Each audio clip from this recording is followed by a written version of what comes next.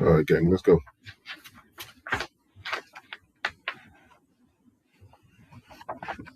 Yeah, what's going on, everybody?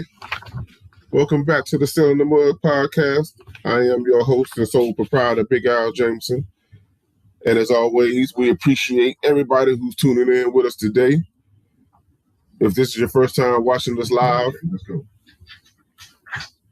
please hit that like and subscribe button so you can catch up with all the latest content that we got going on.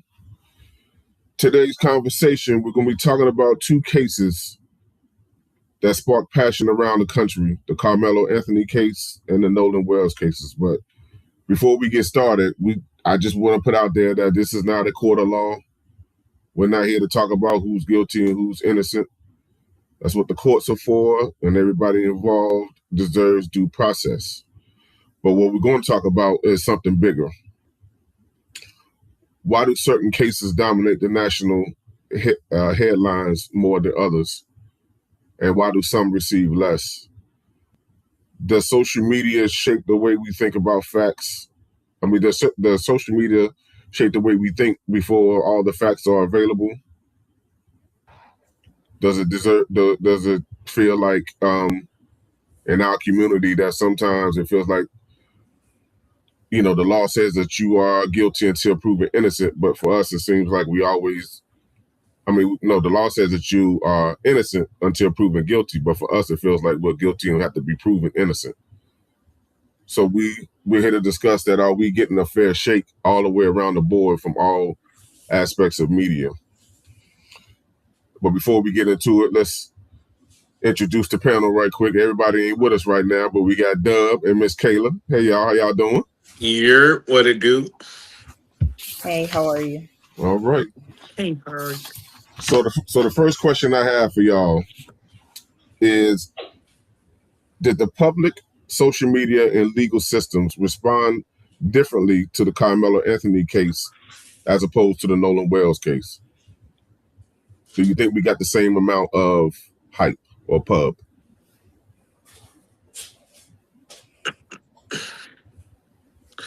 So, in my opinion, first of all, rest in peace to Noah. But I don't know the way I've seen a lot of comments and a lot of different reviews when it comes to the Carmelo Anthony situation. Right, to speak on that one first, where it's like, he's so wrong and he did all of these things and things of that nature. And I like, once again, I'm not here to say whether he was right or whether he was right, whether he was wrong. But the way for majority of the public or the media has portrayed him as if he was just such this, I don't know, aggressive being. I don't understand that narrative, but I feel like that happens all the time, right? I feel like in the past we've been made the aggressors, and sometimes it's just a self defense. So going back to like your question, like I think it got the same amount of publicity, but just a different narrative. That's kind of, yeah. So, I see exactly what you mean, and my my perspective is media plays social media, they play a profound role in how we receive our information, right? And oftentimes, headlines influence our first impressions of cases. Social media algorithms reinforce the existing beliefs that are swarming around these headlines and first impressions around these cases. And oftentimes, the stories we see most often become the stories we feel the most connected to. So, what we feel most connected to continues to plug into our algorithm again and again and again. So, it's not that one story got more attention than the other. It's all about what you felt the most connected to, what you kept clicking on, what you keep looking at. And that's what keeps getting pushed. I guess to that point with the social media um, avenue, right? You're right. Whatever you double click, that's how your algorithm literally matches up for you to see day in and day out. But I guess to that point, that's where social media could be a negative thing, because let's say you accidentally like a review on one of those situations that you don't agree with. Now you have a whole different algorithm, right? That's going against your beliefs as well. But mainly I think my problem is with going back to the social media part is everybody wants the story first, regardless if it's factual. Like I can't stand that. Like if you're gonna speak, especially we're talking about people's lives here. You know, people have lost their lives in both situations, right? So let's make sure we are being uh, as empathetic as possible, right? Like let's have the facts. Let's make sure the family know. Like it's so much, but everybody wants the story. Everybody wants that clickbait, and I can't. That's one thing I cannot stand about social media. Is like the it's not about whether or not people are human beings. It's about how many clicks can I get so I can collect this check, right? Because that's really what it's about for the media is, hey, let me put the story out first. Ours hits your algorithm based off the views, the clicks, how long you're on that screen. That is going to bring in revenue. So that's I guess the word I want to say is disgenuine. Is that the word? Disingenuous, yeah. Disingenuous. Disingenuous, right? The disingenuous part of social media, especially when it comes to these two situations specifically. 100%. I feel that 100%. And speaking from the trauma perspective, sometimes the comment section creates another layer of trauma, not just for the families, but for anyone consuming the conversations. We're constantly reliving negativity, negative stories, negative things back to back to back, hearing and seeing horrible things that we're saying about each other. It really kind of dehumanizes us in a way that really just makes things cut deeper than they should. But let me go back to my original question though. Does it feel like that our community still gets a fair shake? Or does it seem fairer than it used to be in terms of the coverage, how we are perceived? Um, I've noticed in the media there are a lot of preconceived notions about each individual, and separately when it comes to, the racial component of it. Do we still get a fair shake? Respectfully, I feel like we'll never get a fair shake. So no, because from the jump, like you said, it's always we're guilty until we're proven innocent, instead of you're innocent until proven guilty. Like I mean, if that's the case, we wouldn't have one of the. And I don't quote me on the statistic, but I would put a good bet on it that we have probably one of the highest statistics of people who are in jail for something they didn't do.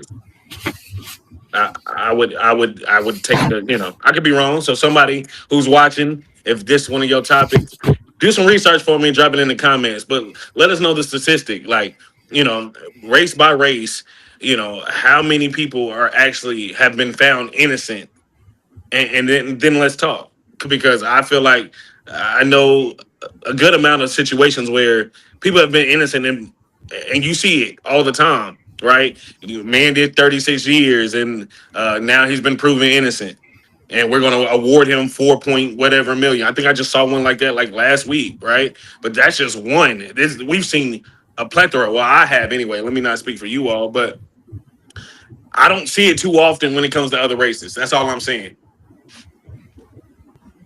So I definitely hear and identify with that. I think that there are times where stories get skewed and pushed more heavily with a negative tone behind it. I feel that naturally for anyone, no matter the race, just people in general, our brains naturally relate to stories that feel familiar. So whenever we see stories that kind of bring us together, that we relate to, that perception of, oh, they're one of us, we tend to cling to it more. And the more we cling to it, the more that those news outlets, because they're all over social media too, the Right. more that those news outlets are like, look at this engagement, we got to keep pumping this out, let's push push push. So the more we engage, the more we over identify, the more that we have that one of us perception feeling, the more that gets pushed out, the more that news outlet continues to pump the story out, changing the headlines, making them more salacious or sexier to get that engagement up. And oftentimes we start to see where the social media sleuths, sometimes they do great work, they've solved cases and done amazing things, but sometimes they kind of perpetrate those same ideals because they're speaking on these headlines, drawing more attention, linking things, commenting on things, and encouraging the negative comments and not turning them off.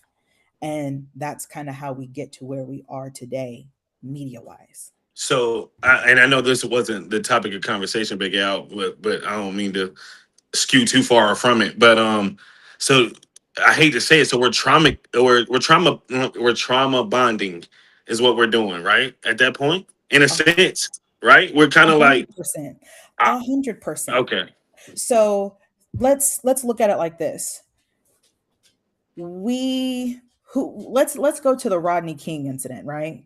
mm-hmm, Whenever we see young black people in the social media being demonized, we go to Rodney King. I was not around for the Rodney King riots, me but neither, I still have the emotional pull of them. for I wasn't sure, even there, but I feel it. I was around for the Trayvon Martin, for sure, and it hurts. for sure. So when we see things like that, naturally, we feel that sensation in our bodies. We get heightened. We start to feel the anxiety come over. Then we start to feel that anger build. And then that despair comes in. And then it takes us all the way back to when, when we felt those same ways, or we have those stories that our parents and grandparents told us. So essentially, yes, we're re traumatized and we are trauma bonding over something that we recognize because it feels familiar to us. Does that make sense? Does that No, answer? that makes a lot of sense, and I think that goes back to the point of I kind of I guess threw you an assist right there, but I think that goes back to his original question, right? Of like, Mhm. are we getting the same fair shake? And the answer would be no, because that we see, um, every time that we see something, the fact that we can go back to a traumatic event from whether or not we was alive or not, to me shows a trend of no, it hasn't been fair. It has not gotten to a place that is fair because, to your point, we weren't around for Rodney King, right? But the fact I know it, I can still see it. You know what I'm saying? Like that's crazy. That's Right. crazy. And then we get into the Trayvon Martins, right? We get into what's Queen's name? That they found in the jail cell Sandra from Bland. Sandra Bland, right? The fact that we can have different generations of literally traumatic experience with the same feeling, I feel like the fair shake has not happened. We have not been given a fair shake. Point blank, period. And Deb, I just Let me want you ask to this. real quick. Kayla, let me ask you this Mhm. question because we were talking about trauma bonding earlier. Yeah. I was around for the Rodney King situation. I know the details of it. I saw Yeah. it all and everything since then. Do you think because of the history, like the Rodney King, Sandra Bland's, Trayvon Martin, Orlando Castillo, so on and so on, do you think that whenever a case comes to light or a national case comes to light involving a black person or a white person or a black person, any other race, are we trauma bonding because we automatically allow it to take a racial undertone, even though it may have nothing to do with race per se, just to do with a bad situation or bad people or just whatever. It feels like to me that every time something happens with a black person in another race, it automatically grabs a racial component to it. Do you think that that's trauma bonding as far as our community is concerned? So let me answer that mindfully. Okay. So, one thing I like to ask myself, but also other people, is why am I reacting so strongly to this? What is this pulling on? And usually, when I can seek and find that answer within myself, it kind of helps me understand where the feeling is coming from. So, some of it is trauma bonding, some of it is also lived experience and grief. It's the grief. it's the that feeling of, again, why are people? And oftentimes it's one of those feelings of being misunderstood. Like sometimes people don't get it, and they don't get it because they don't look like us. And because you don't look like us, you don't know how it feels. So, to answer it mindfully, some of it is trauma bonding, and some of it is just lived experience. Um, but oftentimes, when you're able to kind of step back and wonder why you're reacting so strongly to something, it really does reveal meaningful things. It reveals something about your values. It reveals something about your fears. And it also reveals something about where your emotions are pulled to. So when we have these cases, and when we have these wonderings and strong emotions, always pause and ask yourself, why is this coming up? Why is it impacting me so strongly? Because if it is a trauma bonding thing, think about what you want to be bonded to and tethered to. I like that. I like that. I think that's a word right there. But going back, I guess, to the gal, like once again, regardless of social media and not, just that fair shake. I'm literally gonna stand on this hill, and let me make this very clear. We as a people we have to do better though. We do have to do better as a whole in how we carry ourselves and how we are portraying ourselves to the world. 100%. But I also feel like that same grace that's given elsewhere, we aren't given. But that's even more reason going back to having some accountability where we have to make sure we are walking in the right light and you know portraying the beautiful things that we do as people as a whole. And I don't think we always do that. So I would then, even at this point, even say sometimes we as a whole always look to be the victim. We I feel like we gotta stop doing that as well at some point. You gotta deal with the cards that are dealt.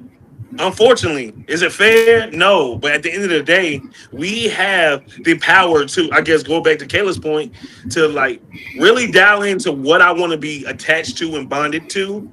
And then, we all grown adults. You can maneuver how you want to. But this whole, we've been through it, we have. And I'm not saying it was right, but I'm also not saying live in that to be the reason to play the victim. I'm gonna be real. I'm sick of that too. That's Mhm. just me. Check the comments, though. Let me see. I see something pretty good going in there. Oh, let me hold on. All right, y'all go ahead. I'm gonna come off camera and come back. Gotcha. So So, just I go ahead, Kayla. I'm sorry. no, go ahead, Al. What were you gonna say? No, I was going to say. So, with that being said, which I totally agree, I do believe, um, to shift the conversation a little bit, I do believe that as a whole, as a community, we have to do better, not just for ourselves, but I think we have to do better amongst each other. Um, we have a lot of our community can sometimes, and I can say this myself, we have some behavioral issues, or we sometimes allow certain situations to mask and be an excuse or a crutch for the behavior that we see as a community as a whole.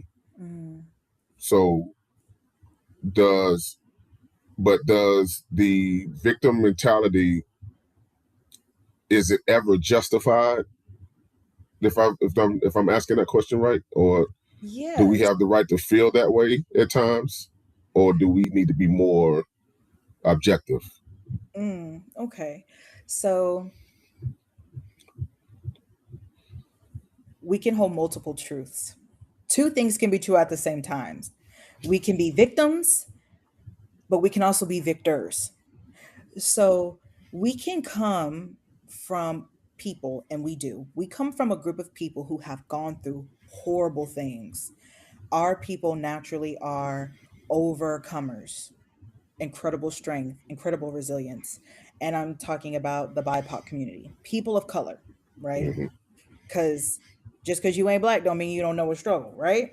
So when I am speaking, I'm referring to the BIPOC community. So even then, and Black people too, sometimes we do have on that cloak of victimhood, and it's like, oh my God, it's so hard. And you're right, it is so hard. It is so hard out here. Sometimes the minute they see the skin, they look like, what is this? But we gonna see what we get. But at what point do we stand up and be like, okay, I understand that that happened, but I'm gonna shake this off and I'm gonna make things shake for me and create my own avenues.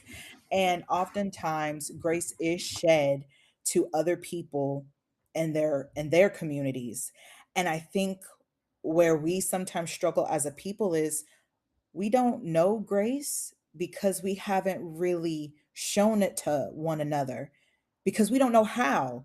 Because when we look at each other when we're struggling, the first thing we say is, girl, you better get up, come on, shake that off, let's go. Oh, you better dust that off, men don't cry, let's go. And that is just our mentality. Culturally, that's our mentality. Come on, shake it off, let's go. But we often forget self-compassion and grace because it wasn't something that was taught. What was taught was we don't have time to sit and cry because we don't have the same opportunities. You got to get up, create your own door, create your own window, create your own way.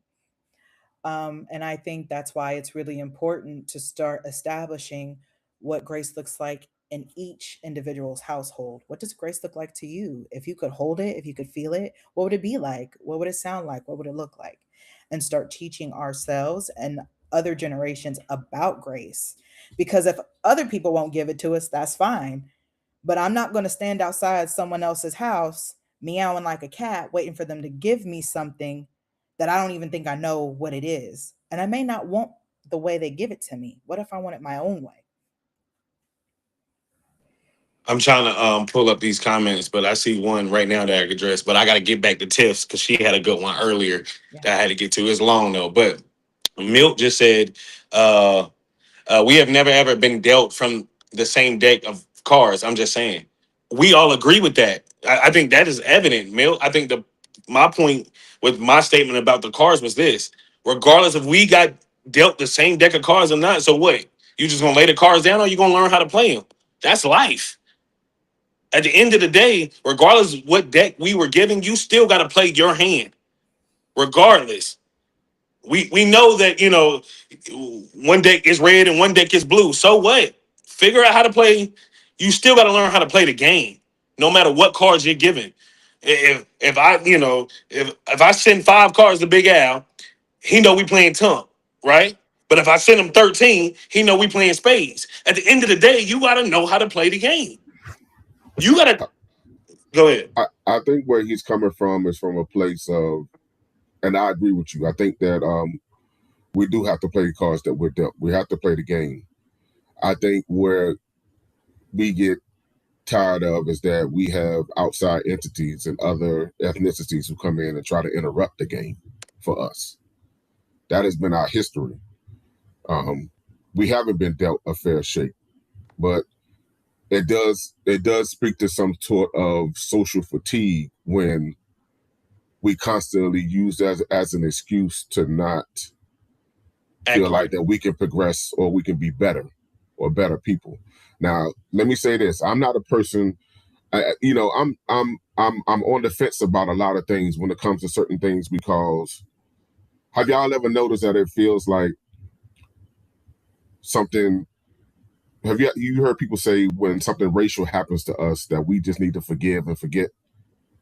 Talking about just as the community. Yeah. And personally, I get tired of that because I don't want to forget or forgive because I'm tired of being treated in this way. But at the same time, on the other end, we also use the treatment to try to make excuses for the bad behavior that we express to each other or amongst each other. I remember hearing, I'm shifting the conversation again. I remember hearing, what's the rapper name? I can't remember his name, but he didn't believe in Black Lives Matter. And he was like, Black lives don't matter to me because Lil Wayne. Everybody, no, it wasn't Lil Wayne, but he was under the same sentiment. But he said, I don't feel like Black lives matter because everybody who's ever screwed me over was black.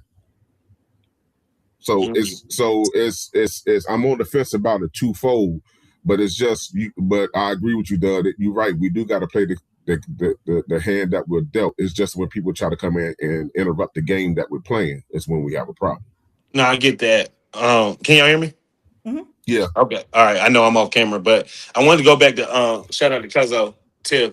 She said, due to past events where there's different races, the judicial system seems to always fail the black community. So given the recent events, it hits home and it's almost the norm with the feelings as a whole, right? And I agree with that wholeheartedly. I think that goes back to what we were saying. I'm back now. What we were saying earlier when it comes to that trauma bonding. Like we've seen it so much. We've hurt so much. You know, we've been mad so much, and then something else happens. There's always something else. So I agree with you, Big Al. Like it does get to a point where like I'm fed up, but I'm also not tired of like I ain't gonna give up life though. You got to find a way. We as a whole have to find a way to. I think one of you all said it. Like learn how to. And I'm not saying forgive neither. You know, we should forgive. I'm with you, Big Al. I can't forget. I can't forget it. I still see the image in my head. That's something you can't tell me. I'm not just gonna forget that. I don't want that feeling because that for me, that's what's gonna drive me to be. You know what? You said I couldn't make it here, but watch me make something shake. Well, For me, because it's the same concept as if somebody hurt you, like, and they're just not in your circle anymore. You can forgive them for the pain that they caused you, but that don't mean you should forget it. That's all. And I am a firm believer in teaching people we can forgive, but we don't have to forget. It's you're allowed to remember a pattern so you know what cycles you want to engage and not engage in. Mm-hmm. So there's nothing wrong with remembering a pattern and deciding, okay, I know this makes me feel like this, so I'm not going to go over there or engage in this anymore. That's perfectly okay. That's a boundary, and boundaries are always healthy. So, do we see a start? So, do you guys have any opinion, not based on the facts or anything that we know specifically, but when it came to these two cases, what has been the most glaring thing that y'all have seen that may be different or the same without knowing the facts? Like, because I don't, the whole Nolan situation, all the facts haven't come out yet. I'm just what I've seen and what I've read about in the media. The fact that all of the kids that were with him have lawyered up. One of the sons is one of the kids is the son of a judge, and she has been removed from some of her cases because until this has gotten resolved. Has there been anything glaring to you guys that bothers you, or that you think it's just like it's more of the same? yeah, y'all lowered it up for what? Right? Y'all supposedly y'all ain't know. I mean, based off, I'm just saying what the social media put out there. We thought he caught a ride back. So you thought he caught a ride back in the middle of the, but then all of a sudden all of y'all got lawyers. Okay, that's weird. But also the simple fact that let's really talk about one thing that has like stood out to me. It's gonna sound crazy, but like it can't always be a race thing, right? Because like if it was for African American males, would it be the same energy that we have around the friend group? Should be the same to me. It shouldn't be because it was three white males and you see color, not culture. Like But I think that's the problem. I think that I honestly feel this way. I feel like if it was the reverse, it would be a lot more venom and vitriol towards the brothers as opposed to it is to these other kids. I mean, no. I agree with that's that. just facts. No, I agree with that. Like I said, that fair shake, that goes back to, we don't never get a fair shake. So I agree with that. But I'm saying people being like, oh, this is why, us as African Americans shouldn't be friends with other races and people that are Caucasian. And to me, I think that's a terrible mentality. That's all I'm saying. At the end of the day, I think it goes back to what we've been talking about all day because of everything that we've been through in the past, as far as racism from whites to blacks, right? We naturally go back into that instinct of this is why we shouldn't be friends with them. But that means now we're putting a stereotype on all white people. So we're doing the same thing that they do to us. So that goes back to my point. We got to also be mindful. If I don't care what color, if that's my guy, that's my guy. If that's the homegirl, that the color shouldn't necessarily matter. But we want to paint a narrative because they were white that this is the problem, that they were his friends, and I disagree with that wholeheartedly. But Kayla, So doesn't that speak to the trauma we were talking about earlier because of past events? it Yes, does. And what I would like to say is, you bring up a really good point, and I wanted to add to it because our awareness shapes our own experiences. And ow, we was about to tear the shingles off the roof for Shanquella Robinson when she was murdered in Mexico by her friend. Right, Like, right, beautiful girl on her birthday, and everyone involved was African American. right. And But we remember, me and all my friends were talking about it, and we were like, wait a minute, when we come together, we leave together. What do you mean? Why would you violate your friend like that? We don't play like I I was ready to start a riot and do a couple marches myself about my girl. Don't even know but her. R.I.P. to her. And but for whatever reason, we don't do that. We don't hold that same energy. I'm just going to speak the truth. It doesn't seem like we hold that same energy as a whole for the white community. It doesn't seem that it's that type of venom is inconsistent. And if it feels like all the time we are a lot tougher on each other than we are when it comes to other races. It's like we double shoot ourselves because we're already getting it from the outside world, and then we get it from our own, even harsher sometimes. but sometimes that harshness that you speak of comes from that feeling of, now why would you go over there messing with them like that, knowing what could happen? So a lot of it is shame. Yeah. That's what a Mhm. lot of it is. A lot of it is now why would you go over there messing with them? You know how it can be. Why would you surround yourself in these areas? And a lot of it is going back to the conversation about grace. It's not like you knew. You don't know what you don't know. Right, facts. right, And right. we got a few comments. It's the only time I get to say her name, her first name, because it's my mama. But Donna Jessup said, but in order for you to grow, one must forgive, and over time it'll be tossed into the sea of forgetfulness. And I agree with that. I do agree with that. But the thing about it is, I'm standing on it. I'm not going to forget. I pray that God wipes it from me, but naturally, my instinct, I'm not going to forget. And then Tiff turn around and hit on something. I agree with you, Tiff. She said some of my favorite people don't look like me. However, amongst the black community, if we rock with you, then we'll protect you. But when it's not us, we don't always get that same protection, which is leading into Kayla, what you just said, that grace. We aren't getting that grace, and it's sad. But at the end of the day, I think that goes back to something I mentioned earlier. Carry yourself. Just we had to carry ourselves differently. Like we can't just keep moving in the same way we've been moving. That's literally the definition of insanity. Doing the same thing, expecting a different result. We got to stop doing that as a whole. We just have to. If not, we're gonna be talking about our generation, the generation, like we're gonna be talking about the same sad song. And a good point that you bring up is the same sad song, and how it's the same themes of, we don't give each other grace. We keep taking in the same thing. We're all trauma bonding. Sometimes selective attention is a coping mechanism.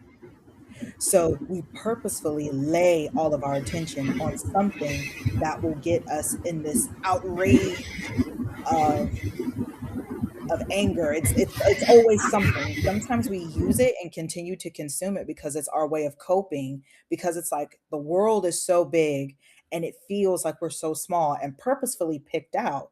And because we're so purposefully picked out, we need to find evidence to make it feel normal when it's not, And it's our way of trying to maneuver within this space that isn't always so welcoming and inviting. Does that make sense? So I got a question, it does make sense. So when it comes to that, Big Al, you mentioned earlier we give each other that harshness. What if that harshness is coming from tough love? Because I want you to be better. Like, what if it's a harshness to say I'm trying to push us as a culture forward, so I'm being tough on you because like you're the next generation up, right? And I need you to start making this change, right? What if Mhm. it's that? I'm just saying, I get what you're saying. I definitely agree. We don't give each other that. It'd be like, yo, you stupid. We be tripping on each other. I get what you meant, but I'm just playing devil's advocate here. What if it's Because the undertone of the correction would be different. The elaborate the on that? the harshness of how we deliver it. Like there's a certain way of okay, I'll give you one good example. Stephen A. Smith. You have Mhm. a lot of players, especially NBA players, who feel like that he talks bad about black players, right? Mhm. Hmm. But if you pay attention to what he is saying, he is reminding you when he was talking about the whole weed thing, and he's on TV saying, you are the sole person who is taking care of your family. You are the sole breadwinner of your whole entire family. This game has changed your life. And you know that it is against the rules for you to smoke weed and could potentially get you kicked out of the league. Why are you smoking weed? And everybody took issue with that. But at the end of the day, he is right. And if you pay attention to it, he's chastising you for going against what you and jeopardizing your livelihood as opposed to saying that you ain't shit. You understand what I'm saying? That's not what he's saying. What he was saying was your behavior is jeopardizing your future and the future of your family. So when you're trying to correct somebody or you're coming from a place of love, the undertone of how you delivering it is different because it's almost like your father or older brother talking to a younger sibling or a father talking to a son. Yeah, you're going to yell at them and you may say some things harshly, but then you come back and you explain why and what you're jeopardizing and what you're doing. We don't do that. We automatically jump on the bandwagon because we do it for pops, likes, or whatever. Go ahead, Kayla. What was you gonna say? Hmm. No, as you're saying that, what's coming up for me is Kevin Samuels. Ladies, don't fry me. Yeah. Please don't fry me. Kevin Samuels wasn't wrong all the time. Sometimes people just don't like the message. And yes, some of it is tough love, but it's all about the way we perceive it. The way that I show love is not going to be the same way that you show love. The way that I give an encouraging word is going to sound a lot different than how you give an encouraging word. Same thing with Dub. Like before we go into the studio and it's like the hazing process with all the guys, that is him showing love and admiration and respect. That's it. But the way I show love is different than the way he shows love. And sometimes people don't receive it that way. And that's just that. We're different people. We're going to take messages. They're going to land differently for us. Sometimes it's going to land like the Titanic. Sometimes it's going to be a soft, smooth landing. It's going to feel like a cloud, and we get it. That's why it's important to have your people. Your people will get you and get what you're saying. And here's the thing, sometimes we don't like to be wrong, and that's just what it is. When you're messing up and you're wrong, you just don't want to hear it. But accountability is a mirror we all need to look in, no matter what, whether we want to or not. 100%. And I just want to clarify something real quick. I don't be hazing her. We always joking. I just want to make that clear, everybody. It's the still in the mud panel. No, but I guess, but going back to that point, like that sense of understanding, right? The open mindedness. I think Mhm. that's something else that goes with accountability. I don't think if you have uh, a clear reflection and understanding of what you want as a person, how you want to be characterized or identified as far as like your morals and how you move, that accountability part is never kind of going to turn on, right? Because you don't even have the open-mindedness to have a clear understanding of why somebody is holding you accountable. You just gonna feel like you're getting picked on, right? Which goes back to, as a whole, this victim mindset that we as a people tend to take on. And it's because a lot of us don't.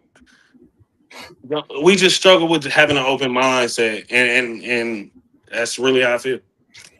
And some of it isn't just because we struggle with having an open mindset. Some of us are open minded, but some of us have been criticized so much that our inner critic is always needling us. So it's like we never get a break. We never get a break on the inside and we never get a break on the outside. That's real. So it's hard for sometimes people to get those messages. So it's not that we're always the victim. That's why I said we can hold two truths. Sometimes we are, and we do it to ourselves, and sometimes it's not us. We can't help it. And when you feel needled already, anything else or any other comment is going to hurt. Because here's the thing, when you've already made up in your mind that it wasn't that bad and you weren't that wrong, why would you lie to you? You've already created your own perception around what is right and what is truth. Mm, mm. I agree with that. So Tip Harris also said some of my favorite people. Oh, she already said that. And Donna Jessup said 2 wrongs don't make a right, which I agree. It makes us even though. It does make us even. For sure. Nah, but she right. She It definitely does right. make us even, but you know, the old saying is when you dig a grave for someone else, make sure you dig one for you too. Because it No, can for be sure. your downfall equally. So you gotta be careful with being even. 'cause Okay, poet. I was joking. It was. I It was. I was just. She started. see what I mean. Started speaking some Negro spirituals. Yeah, You I see, got he's you. trying to jump on me already. I thought we weren't hazing today. I I'm knew I not. was gonna catch it. It was coming. Couldn't let me breathe. I mean, you jumped on me first. You was I like, didn't yeah, jump on you. you did. I said 2 wrongs don't make it right, make it even though. You was like, but you know what they say about being even. You right. You right. I'm gonna take it. But, You know, I but hope your mama's still in the comments. Help me. You see how he treats me, ma'am. Oh, here we go. These good people. But no. I always make sure people know that yes, it is good to be even because it feels good in the moment, but you want to be careful when you keep score. That's all. No, I agree. I believe in karma as well. So like, Mhm. I'm on the same boat as you. Like the old me though, I crash out. But now it's not even worth it. Yeah, because trauma does not discriminate. There are some things that you can do that you wouldn't even think would create a traumatic response, but it does. So there's big T trauma and little T trauma. And there's some things you could have done from your past that you were like, oh, I'm not going to worry about that. And the next thing you know, you have anxiety around going into Walmart because 6 years ago you was stealing out the Walmart with you and your friends and you think it was a big deal. And now it is. It's like, man, that's crazy. Things impact us a lot deeper than we think. So for sure, karma's real, all trauma's real. You got to be careful. So for sure, I'm gonna quit picking on you. Al, you got more questions for us? I Yeah, what's sure up? do. So how do we feel? Do we feel like that in terms of social media, do we have to be careful about what we're reading and what we are listening to, especially in cases where all the facts haven't been brought out yet?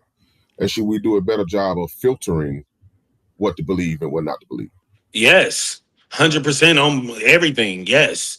The problem with social media goes back to what I said earlier. I didn't even know you was gonna get to this question, so that's crazy. Is literally we put or the media puts things out there. One, to paint a narrative, and then two, to get us to be the exclusive story.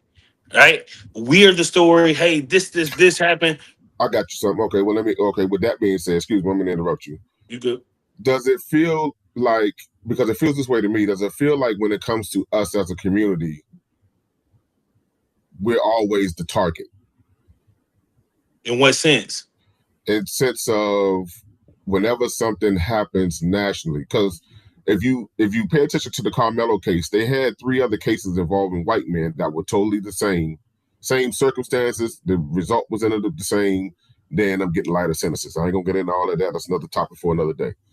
But when it came to the Carmelo Anthony case, do you believe the fact that it was a black kid that killed a white kid, even though the whole thing may not have been racially motivated in nature?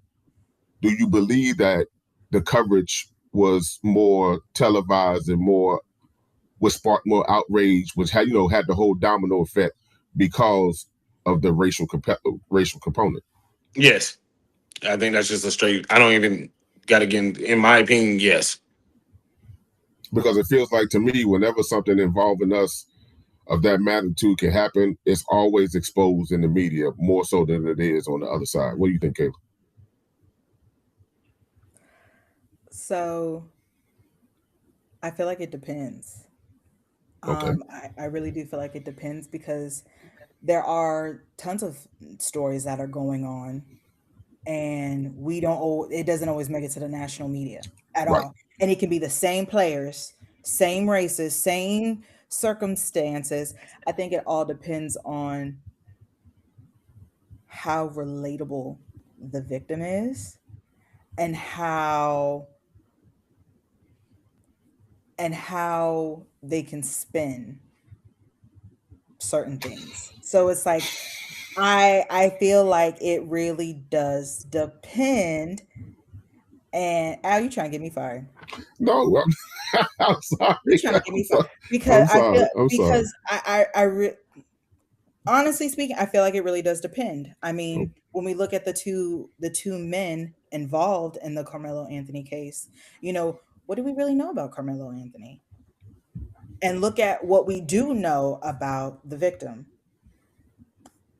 I feel like more so the decedent, because it's like they're like look at how I mean, look, even when let's even take it back to other cases like the Deadpool killer. That guy, he did horrible things, but we more so focused, and these are all white people involved. We were so hyper focused on him because he looked good. right. Because Right. it was a handsome face that they could plaster everywhere. That was a serial killer. Yeah. And he was a serial killer. Yeah. And we were talking about him for forever. There's plenty of serial killers that we don't see every day. Ted Bundy was so popular I was because about to say Ted Bundy. because he was so good looking. If he wasn't good looking, we wouldn't have cared. Right. It's because as a society, we're obsessed with what attractiveness looks like, and how we can make certain victims look. Marketing. I hate to say it. Marketing. That's why from the jump, like I said, I wish I would have known we got it social media. I would have saved what I said earlier because I don't remember verbatim. But literally, that is my point about social media is regardless of your algorithm, they're going to put it into your face for the paint whatever narrative they want to paint. Regardless, because I can see a headline now like, do you think this face would do this? Right? Regardless, why are we even comparing what a face would do? We know what he did or she did or whoever did, right? We know what they did. So the fact that the story isn't psychopath does this or serial killer does this, it's the fact that we have to brand a killer as, do you think this face would? That is absolutely disgusting. And I think it goes back to both of y'all's point.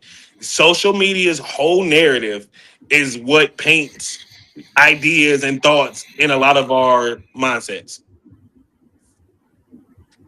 Well, that's one thing I'm loving about this discussion, because I'm hoping once more people watch this, they'll be able to understand that we, the consumer, are part of the problem when it comes to the narratives being painted, because we buy into it. For sure. We don't always take the we hear something and we're all guilty of it. We read or hear or watch a video that's been edited. That's more time. Yeah, the more times than not that's been edited. That doesn't tell the whole story. But then we just go off the reaction of the little clips that we see, instead of realizing like the whole story behind it. I just remember a video that I watched, and on the surface of it, it looked like a man was beating on a woman or beating up a woman. But then once the whole video was able to come out and see that he was actually defending himself, but the way that it was edited, it looked like as if he was the aggressor and being the one that was, you know what I'm saying? So we as a whole, being the consumer and watching, we have to remember that a lot of these things that come out are edited. A lot of these things are opinion based and not fact based. And if it's an opinion that it makes sense to you, we just by nature automatically agree with it instead of realizing that there's three sides to every story. So, but yeah. But I think that's all I got for today, y'all. Unless y'all got something else, this has been a great conversation. I really enjoyed this. I appreciate you guys for being on. We appreciate everybody for tuning in today, participating in the comments. Please like, share, and subscribe. We also taking donations if you'd like to help the podcast grow. On Cash App, we're $, still in the mud. On Venmo, we're still in the mud. Every little bit helps, whatever it is that y'all can do. But we really appreciate all y'all. Thank y'all for coming, and we'll talk to y'all later. Yeah.